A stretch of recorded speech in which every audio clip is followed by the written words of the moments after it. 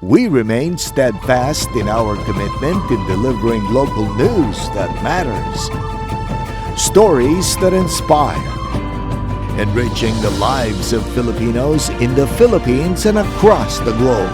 This is your GMA Regional TV. Buong puso para sa Pilipino.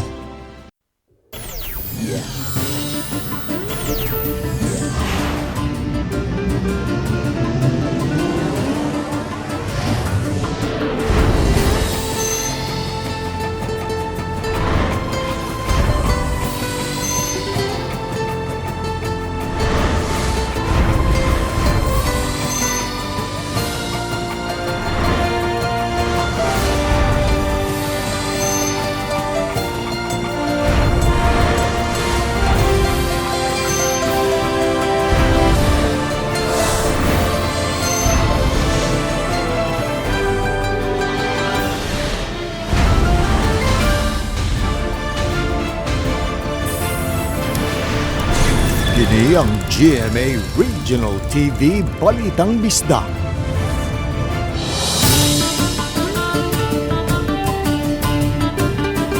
Maayong hapon, kini ang inyong GMA Regional TV Balitang Bisdak, ang bugtong kasaligan, kasandigan o kadangpan sa mga Bisaya nga maghatod sa labing dako ug mga nagunang balita nga mahinungdanon sa Central ug Eastern Visayas. Ug live sa GMA Complex sa Dakbayan sa Sugbo, ako si Alan Domingo. Cebu Governor Gwen Garcia may pagawas og executive order nga magtugot sa mga unvaccinated ug partially vaccinated foreign tourists nga makasulod sa lalawigan ubos sa mga kondisyones. Ano ang report? Gihulagwan ni Gobernador Gwen Garcia ang turismo sa lalawigan nga grabing naapektuhan dili lang sa pandemic apan lakip na sa bagyong Odette. Alang kaniya panahon na aron mobangon ang turismo sa Sugbo. Human sa tigom sa gobernador uban sa mga ahensyas gobyerno o mga tourism stakeholders na hukman nila nga tugutan na ang mga foreign nationals gikan sa visa-free required countries nga makasulod sa lalawigan. Kini basta makapakita lang sa valid vaccination card nga adunay QR codes nga mahimong ma-validate sa database sa nasod nga gigikanan. Involves the very survival of several industries, all tourism related. So, let us make a decision here in Cebu. We allow the entry of foreign nationals coming from visa-free countries issued their proper vaccination cards. These all have QR codes anyway. Ubos sa executive order nga ang mga langyaw nga fully vaccinated gikan sa mga visa-required countries mo presentar lang sa ilang valid vaccination proof o negative RT-PCR test nga gikuha 48 oras sa wala pa kini mobiya sa nasod diin sila nagikan. Mahimo usab kini sa mga vaccinated overseas passengers nga makasulod sa lalawigan pinaagi sa entry exemption ubos sa IADF rules. Samtang alang sa mga unvaccinated ug partially vaccinated foreign nationals makasulod lang gihapon sa airport basta makapresentar og negative RT-PCR test 48 oras sa wala pa mobiya sa nasod diin siya nagikan. Gikinahanglan usab nga mopaubos sa swab upon arrival ug mopaubos sa facility-based quarantine hangtod mogawas ang ikaduhang swab test result sa ikalima ka adlaw. I will invoke the General Welfare Clause where it is my responsibility to uphold the general welfare of the tourism industry and other tourist-related industries that now is in a pandemic, severely and acutely and critically affected. Samtang nakakita og kaabin ang gobernador gikan ni Dr. Mary Jean Loriche ang chief pathologist sa DOH-7 og spokesperson sa VVOC kinsa miuyon sa gihimong lakang ni Garcia. She is the local chief executive. So I believe when it comes to helping out and making sure that livelihoods are open and available to everybody and yet protecting the health of everyone, I think that is her prerogative. Sa pamahayag ni Secretary Carlo Nograles, presidential spokesperson, base sa amended protocol sa foreign national arrival, kadto lang fully vaccinated ang matugutan nga makasulod sa nasod. Gawas lang sa nag-edad og 12 anyos apan gikinahanglan nga ubanan sa fully vaccinated adult. Sa nakuhang impormasyon gikan sa DILG, Makigtigom pa sila sa gobernador mahitungod sa gipagawas niini nga executive order. Kauban si Cleofer Lumayag, ako si Alan Domingo. Balitang Bisdak.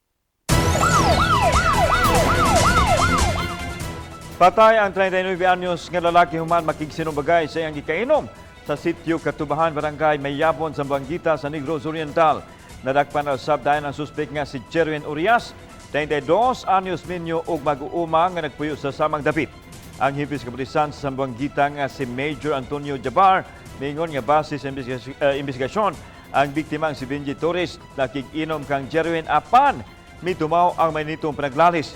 Misangko sa sinumbagay ang lalis sa duruha ug sa kakusog sa sumbag ni Jerwin kang Benji. Nakuyapan kini og natumba sa iyang gibarugan. Sa pagtuong nakatulog ra sa gisuwayan pa pagpukaw ni Jerwin si Benji apan nasutang wa na kini maginhawa. Kasong homicide ang giatubang sa suspek kinsa nagtingkagol karon sa prisuhan sa kapulisan sa Zamboanga. Duha ka mga explosive sniffing dogs nga pinalit sa dakbayan sa Mandawi gitugyan na kaganina ngadto sa kapulisan. Mipakita sab sa ilang abilidad ang mga iro nga taod-taod nang na-train sa mga eksperto. Ang report ni Nico Serino.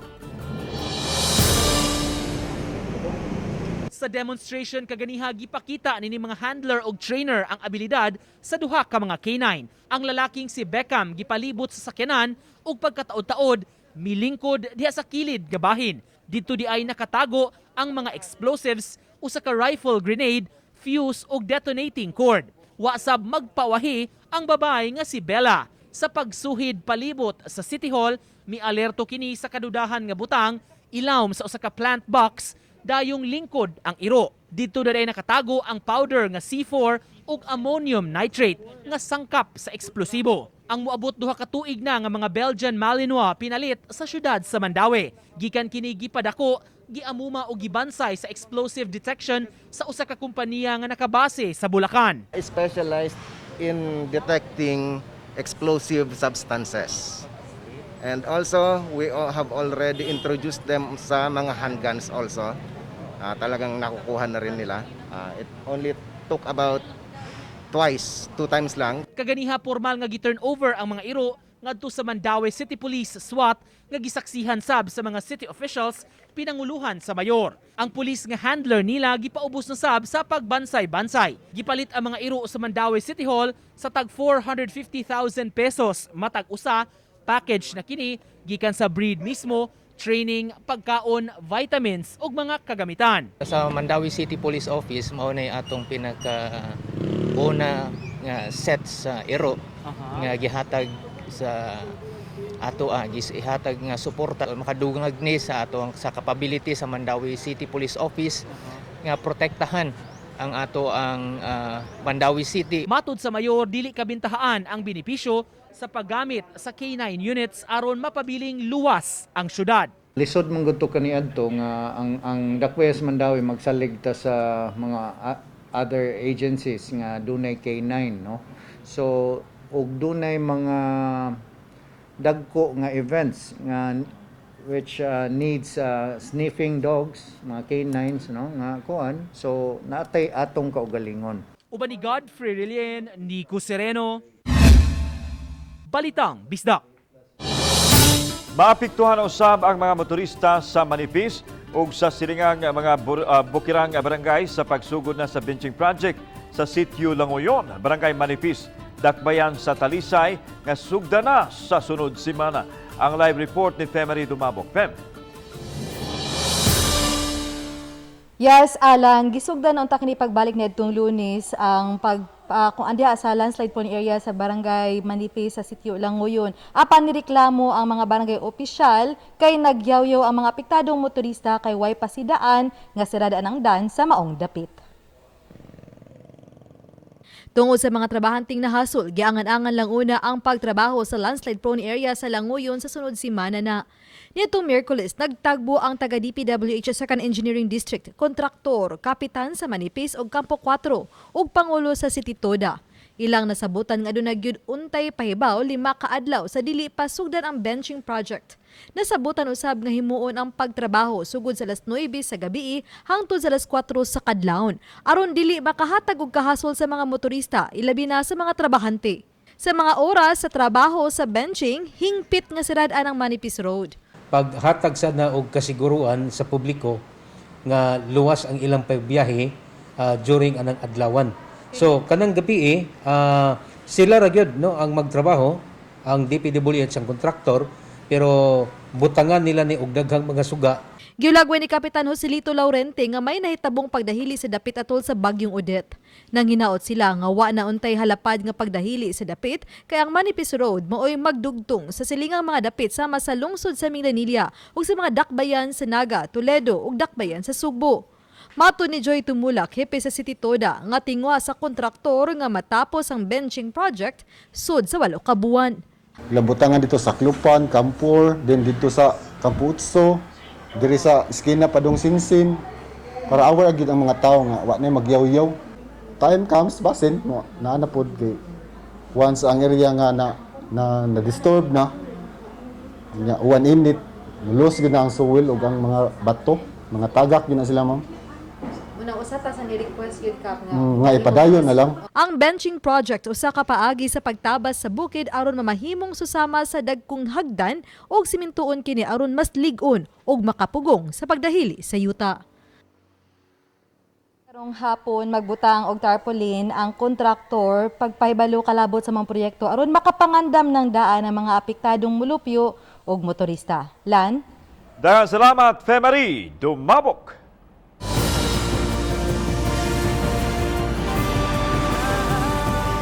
Kini ang GMA Regional TV Balitang Disda.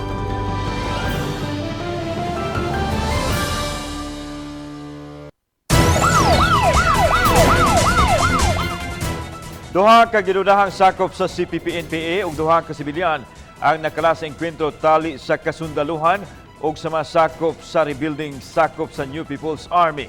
Si Chelo Valiana sa report. Nakadawat og taho ang mga sakop sa 803rd Infantry Brigade nga nagpatrolya kabahin sa presensya sa gituang mga sakop sa Front Committee 15 sa Sub-Regional Committee sa Eastern Visayas Regional Party Committee. Gipasanginlan ang pundok nga nalambigit sa pagpangilkil sa mga bulupyo sa Katubig-Las Navas Complex kon Katlas. Nahitabo ang engkwentro sa lasang sa Barangay Rojas sa lungsod sa Katubig, Northern Samar niadtong Pebrero 8 alas 3 sa hapon. Human sa 20 minutos, nabantayan sa militar nga may duha ka sibilyan nga samdan. Gideklarar nga namatay ang mga minor de edad nga si Andre Mercado, 12 anyos, ug Leandro Alvio, 13 anyos. Human mada sa tambalanan. Naangol usab si Arlie Rabay, 26 anyos, apan luwas na ang kahimtang. Nagtuo usab ang kasundaluhan nga duha ka mga sakop sa CPP-NPA ang nakalas human nila maigo. Samtang nakasakmit usab og 34 ka assorted assault rifles ang mga sakop sa 8th Infantry Division gikan sa gituhuang mga sakop sa rebelding komunista sa kalasangan sa lungsod sa Pinabakdaw sa Samar Province. Nakaplagan sa kasundaluhan ang mga armas nga gisud sa usa ka plastic drum. Nagtuo si Captain Ryan Layog, tigpamaba sa 8th Infantry Division, nga sobra na kini sa mga armas sa CPP-NPA nga di na nila maato pagbitbit tungod kay nagkuwang naman sila og mga sakop. Samtang gipahibaw ni 8th Infantry Division Commander Major General Edgardo de Leon nga kinina ang labing daghang mga assault rifles ang ilang nasakmit gikan sa mga sakop sa rebelding pundok. Uban ni Rod Prado o Clans Gabutin, Chalo Valiana, Balitang Bistak. Di sa ulo karong adlaw ang kapistahan sa Our Lady of Lourdes o Birhen sa Lourdes nga natunong usab sa World Day of the Sick. Diin gipahigayon ni Archbishop Jose Palma ang healing mass. Ano ang report? Sa gawas nga bahin sa Cebu Cathedral, nahimutang ang rebulto sa Birhen sa Lourdes nga gibisita usab sa mga ributo atol siyang kapistahan karong adlaw. Samtang sa sulod sa Cathedral, gisaulog ang Santos nga Misa pahinungod sa kapistahan sa mahal nga Birhen nga maoy mga masa pag-ampo sa mga tao ngadto siyang anak nga si Jesus. Kini ilabi na sa mga masakiton nga mahatagan og kaayuhan ug kahupayan sa ilang balatian. Natunong karong adlaw ang World Day of the Sick. Matud ni Archbishop Jose Palma nga dili lang kaayuhan sa lawas kun dili lakip na sa kalag ang pag-ampo ilabi na nining panahona nga nasinati ang dakong pagsuway sa pandemic ug sa katalagman sa kinayahan. We need the grace of God. We need the strength that comes from the Lord. And of course, with the feast of Mama Mary Birin sa Lourdes, we are aware of how many healing, not only physical but spiritual, also happen in Lourdes. Samtang giampo sa arsobispo nga hingpit nang makalingkawas ang nasud sa COVID pinaagi usab sa paghimo sa mga pamaagi nga mapanalipdan ang kaugalingon pinaagi sa bakuna. Walay nakitang sayop ang arsobispo sa pagpamakuna sa mga batang na edad og 5 anyos ngadto sa 11 anyos basta adunay pagtugot sa mga doktor. The law is the domain of the government. But on our part, if there is nothing, I would say, contrary or dangerous physically, no, and that we rely on the doctors, I do believe, as many of us, in the Catholic Church believe that vaccination is a very important process in the normalization. Kauban si Cleofer Lumayag, ako si Alan Domingo. Balitang Bisdak.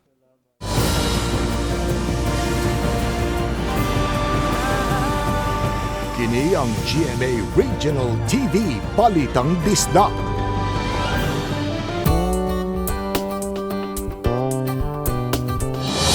Sa mga nangita og talagsaong pangregalo nining nagsingabot nga Valentine's Day, mamahimo kunong masuwayan kining mga buwak nga plastic o ginawa sa recyclable materials nga mulungtad pa.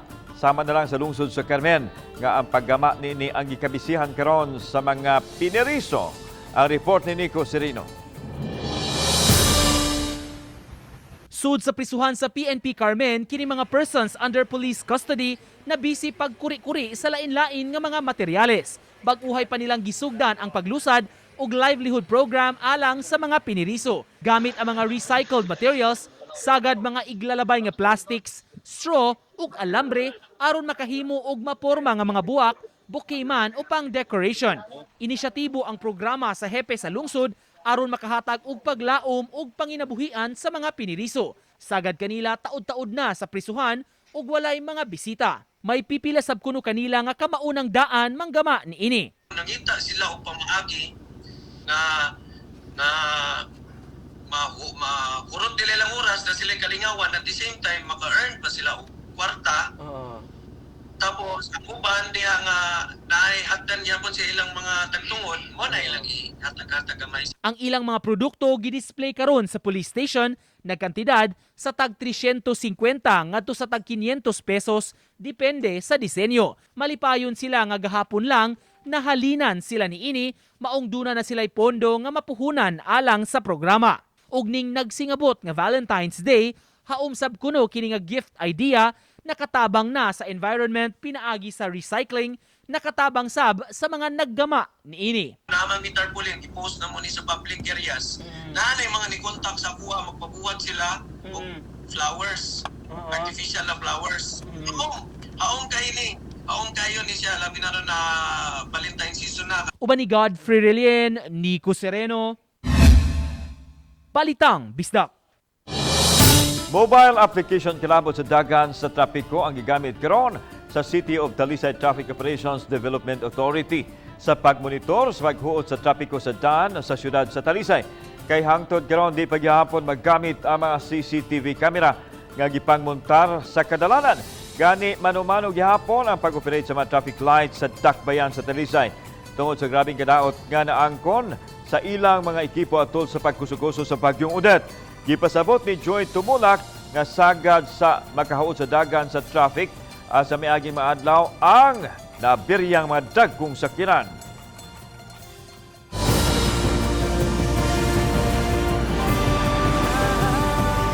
Kini ang GMA Regional TV Balitang Bisdak.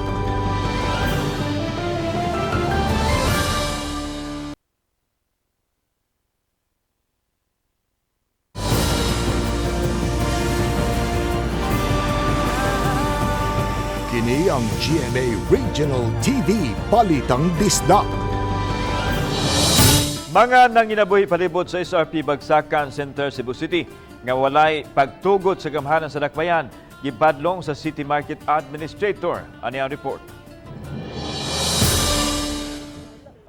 Naabdan ni Recel RC nga adunay mga kubol-kubol daplin sa kalsada gawas nga bahin sa Bagsakan Center sa SRP. Kan-anan apan gihimo na usab nga puy-anan sa mga nanginabuhi sa dapit nga dili gyud mahimo. Busa gitigom ni RC ang tanang mga nanginabuhi sa palibot aron mahanay ang tanan. Nasayran nga upat lang adunay pagtugod sa City Hall apan ubay-ubay na ang mibutang og kubol-kubol nga gihimong kan-anan nga milapas pagyud sa area nga gipagamit sa SRP isip bagsakan sa mga isda. Ang ilahang mga struktura na sa gawas sa railings in which kung sa SRP management na fall under na siya sa BRT nga katong agianan. Gitagalan sila sa market administrator og 5 ka adlaw sa pagguba sa mga strukturang nakalapas sa Bagsakan Center. Samtang katong mga lehitimong nanginabuhi ipabilin apan siguraduhon nga motuman sila sa oras nga gihatag kanila. Ato silang tagaan og lugar but sa sud na sa lugar rasad nga gihatag sa SRP management nato. Kauban si Cleofer Lumayag, ako si Alan Domingo.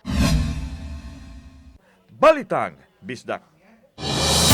Miss Universe Philippines ug agimat ng Aguila Star Rabia Mateo gipaambit ang iyang pagtuo sa mga anting-anting ug ang kamahinungdanon sa Hit Kapuso series sa kultura ug tradisyon sa mga Pilipino. Ano ang report?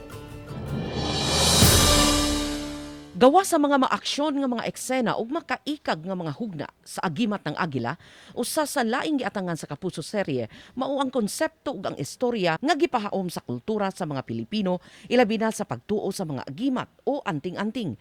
Mato ni Kapuso star og Miss Universe Philippines 2020 Rabia Mateo, isip usa ka probinsyana mo'y gimatan ang nagkadaiyang istorya sa mga agimat ug ubang gitawag nga kwentong bayan. Siguro yung agimat, ito yung nagre-remind sa atin ng origin natin kasi dito sa Pilipinas, no, marami tayong pinaniniwalaan kay Bathala, sa mga diwata, different areas, different regions ng bansa. Iba-iba naman yung tradition nila when it comes to believing sa agimat. Dugang pa ni Rabia, siya mismo adunay gigamit nga agimat o lucky charm dihang nakigtigi kini sa Miss Universe 2020. Matod niya, usa kadto sa mga naghatag kaniya og kaisog ug inspirasyon sa pagwarawara sa bandila sa Pilipinas sa international pageant. Actually, Miss Pia Wurtzbach was so kind to me that she gave me the earrings. Tsaka ibang accessories niya pa nung ginamit niya for Miss Universe. Kasi yun yung sabi sa akin na it's gonna be lucky if makakahiram ako ng anything na ginamit ng former Miss Universe. Si Rabia mao ang muda sa karakter ni Agent Asha Ra nga mas mailhan pa unya nato sa Book 2 sa maong serye. Maong mga kapuso ayaw pauwahi og tutok na sa mas init nga mga eksena sa Agimat ng Agila Book 2 matag Sabado alas 7:15 sa gabi dinhi lang sa GMA Network. Uban ni Clans Gabutin og Rod Prado, Chalo Valiana. Balitang Bista. Pambato sa Lapu-Lapu City alang sa Mr. World Ambassador International Philippines 2021 nagkinahanglan og suporta alang sa maabot nga indigay karong Marso 1 hangtod sa Marso 6 sa Ho Chi Minh City sa Vietnam. May kortisikol kang Lapu-Lapu City Mayor Junard Ahong Chan ang 28 anyos nga si Alfred Natividad nga taga-Basak, Lapu-Lapu City, kinsa usa ka call center agent. Graduado siya sa kursong Bachelor of Science in Marine Engineering apan sukad pa sa high school mahilig na siya pagsalmot sa mga pageants o kanunayng makadawat o pasidungog. Through joining pageant, I was able to influence other people, especially the young people in the society, to focus positivity.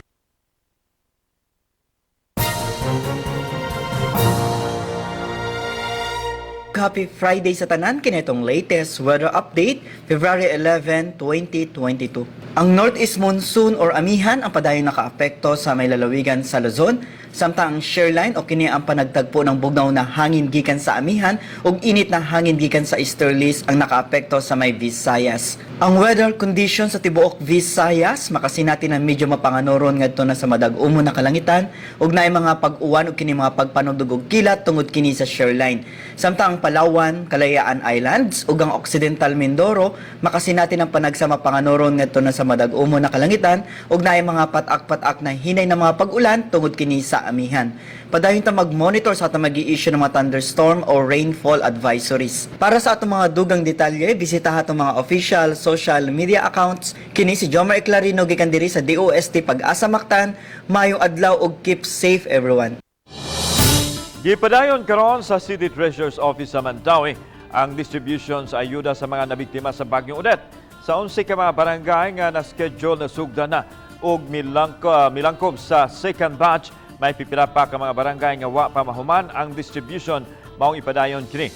Samtang matod ni Assistant City Treasurer, gisugdan na sa pagkikay ang payroll alang sa katapusang 11 ka barangay nga wa pa mahatagi sa tag 5,000 pesos nga ayuda. Nasay ubang barangay nga naapay gamay nga nabilin like subang dako. O na siya kuan. Kay reason nga wala pa na complete ang distribution. dili ang uban siguro is they are working. O nya kanang wala sila time. That's why gi-extend namo. Mga motorista ug mga nagplano mobiyahe agi sa Cebu South Coastal Road ug mga adlaw giawhag sa City of Dalisay Traffic Operations Development Authority kon City Tuda nga planohon sa may pasadaan ang Sisituda nga masinati ang grabing kahuot sa trapiko sugod sa 1:00 hangtod sa 3:00 sa hapon. Tungod kini sa paigayong kalihukan subay sa kapistahan sa Senior Santo Niño sa Barangay Mohon, Dakbayan sa Talisay. May ipahigayon usab nga mobile o fluvial position karong tuiga maong ika-37 ka tuig nga pagsaulog sa simbahan sa kapistahan sa Balaang Bata.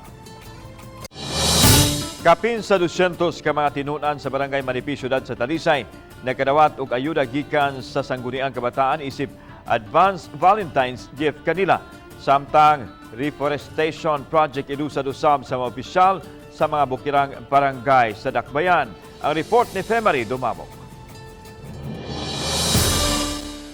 Dili lang di alang sa managhigugmaayang pagsaulog sa adlaw sa kasing-kasing apan alang sa Sangguniang Kabataan sa Barangay Manipis paagi sa pagtabang sa isig kabatanon mo ilang Advanced Valentine's Day.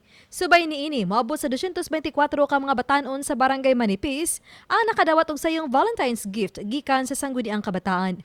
Mato ni June Dave Ambagay, SK Chairman sa Barangay Manipis, nga tabang kini sa SK alang sa mga batanong nagtungha pa og padayong naningkamot hangtod karon. Sa nahatagan, 125 ka mga senior high school student nakadawat og tag 500 pesos, samtang 99 usab ka mga tinunan sa kolehiyo nakadawat og tag 1,000 ka pesos. Nami approach in a different way, which is mag-provide me og financial assistance or financial aid para sa among mga estudyante nga affected kay mas daghan magong estudyante diri. Samtang dili lang ang pagtabang sa mga nagusbat ng mga panimaylap apan lakip na usab ang pagpabarog og balik sa mga kakahuyan. Naglaraw karon ang mga barangay kapitan nga mopasiugda og reforestation program. Mato ni Manipis Kapitan Joselito Larente nga 70% sa ilang pananom ang apektado sa bagyo. Usa kini sa nakit-an niyang rason nganong hinay ang ilang pagbangon. Gibanabana nga naa pa sa 40 ngadto sa 55% ang ilang recovery. Sa mga fruit trees atong mangga mga 70% jud ang kanang nangatumba or na damage. Mga lubi, ang mga vegetables hinoon kuanda man na bago pantanom nila ang uban naka-recover ang uban wala na gyud. Uban ni June Solon. Ako si Femari Dumabok. Balitang Bisdak. Mosugod na ang Mandawi City sa PDA vaccination nga nag-edad og 5 ngadto 11 anyos sa sunod semana. Nanginaot si Mandawi City Mayor Jonas Cortez nga musanong ang katawhan ilabi na ang kabataan sa imbitasyon sa pagpamakuna at himuon ang vaccination sa usa ka mall sa reclamation area sugod karong Lunes. Kini ang giilang PDA vaccination area. Samtang sa ikaduhang adlaw sa National Vaccination Day sa Mandawi City, nagmingaw gihapon ang mga vaccination sites. Di gihapon kaayo daghan ang nangadto aron makakuha labi na sa booster shot. Ning vaccination day sa Mandawi, target unta makabakuna og 29,000 ka mga tao. Pero bisag gamay ang tao sir, ang inyong personal dili same. Same ra gihapon but ang uban namo namang gud may mga nurses which is mga deployed sa DOH. Ang ilaha, kung na activity sa barangay, i-pull out sila sa barangay. Like immunization. Continuous man gud ni atong kuan sa vaccination kay COVID will be here for a long time. No, so we need to adapt, adjust and protect ourselves. Sa Valentine's Day, pakatapo niya ang kapulisan sa mga lugar nga sagad suruyanan sa mga managhigugmaay. Sa Mandawi City Police, matod sa ilang opisyal, importante nga mag-roving sa ilang mga personnel. Ang mga dapit nga sagad dagsaan sa katawhan ining maong mga adlaw. Mao nga mohimo og roving og foot patrol ang ilang mga personnel kini aron masiguro ang kaluwasan sa komunidad nining mga adlaw. Naman tay mga kuan diha, mga kana mag-uyab nga mag-date diha, safe ra gyud sila. Og sa uban pa nga mga dating areas, ang atong kapulisan magsuroy-suroy through foot or mobile patrol. Usa ka gatos nga mga bata sa barangay Vito sa lungsod sa Minglanilla ang nakabenepisyo sa mga gihatag nga tsinilas ug lugaw gikan sa Minglanilla Police Station. Matod sa Minglanilla Police nga ang maong mga nakabenepisyo nga mga tawo nga grabeng naapektuhan sa bagyong Odette. Sagad sa mga bata nagsulob sa guba nga mga tsinilas. Giuna sa ilang mga ginikanan ang pagpalit sa inadlaw-adlaw nga panginahanglan sama sa pagkaon. Gawas sa tsinilas, nagpiding usab ang kapulisan aron makumplito ang kalipay sa mga bata.